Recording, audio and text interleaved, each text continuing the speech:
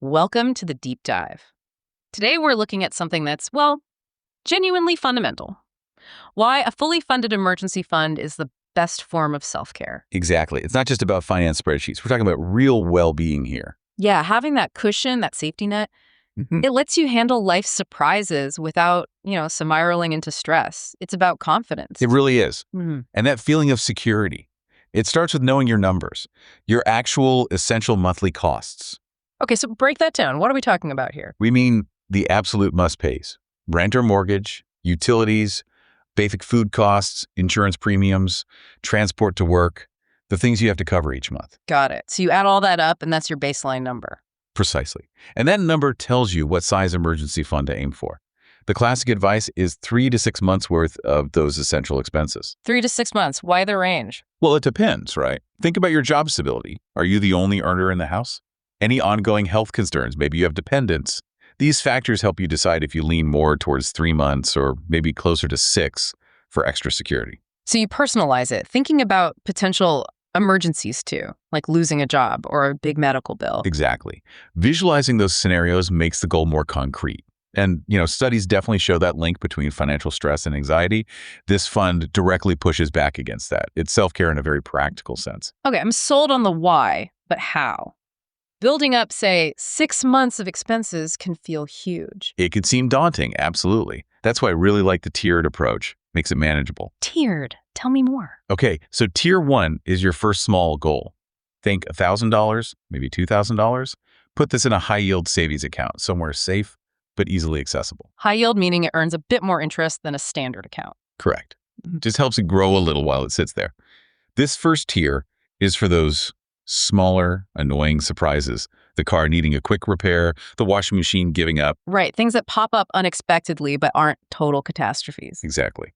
Then tier 2 is the bigger chunk. This is where you build up to 3 months of your essential expenses. Again, probably best in another high-yield savings account. This is for more serious issues, like if you lost your income for a while. Okay, so tier 1 for small bumps, tier 2 for bigger hits. What about tier 3? Tier 3 is for potentially longer-term security, an additional 3 to 6 months of expenses. So in total, you might have 6 to 9 months or even more saved. This part could potentially go into something slightly less liquid, maybe earning a touch more interest like a CD, but still accessible in a real crunch. That breakdown makes it feel much less like climbing Everest. So how do we actually get the money in there? Strategy is key. Automation is your best friend here. Set up an automatic transfer from your checking account to your savings right after payday. Treat it like any other bill. Out of sight, out of mind. Pretty much. Even small amounts add up consistently. What about things like those roundup features some banks offer? Those are great too, painless saving. And sometimes people do savings sprints.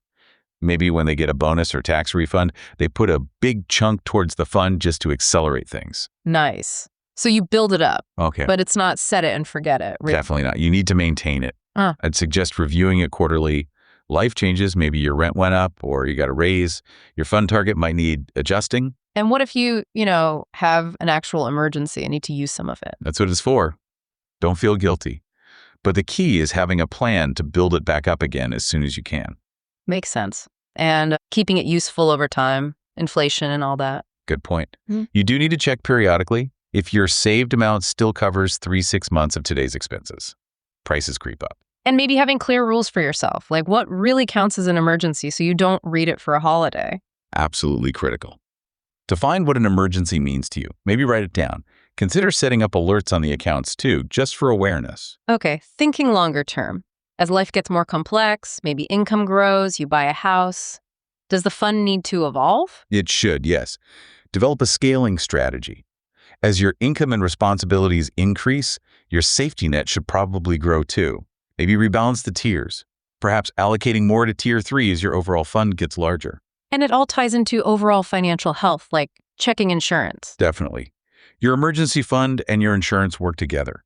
Review your insurance coverage regularly, health, home, auto, to make sure you're protected against those really big potential hits that savings alone might not cover. So wrapping this up, it really feels like framing this emergency fund as self-care is spot on. It's not just numbers, it's mental space, it's resilience. It absolutely is. It's buying yourself peace of mind, reducing that background hum of financial worry, and giving you the stability to handle whatever comes next. So here's something to think about.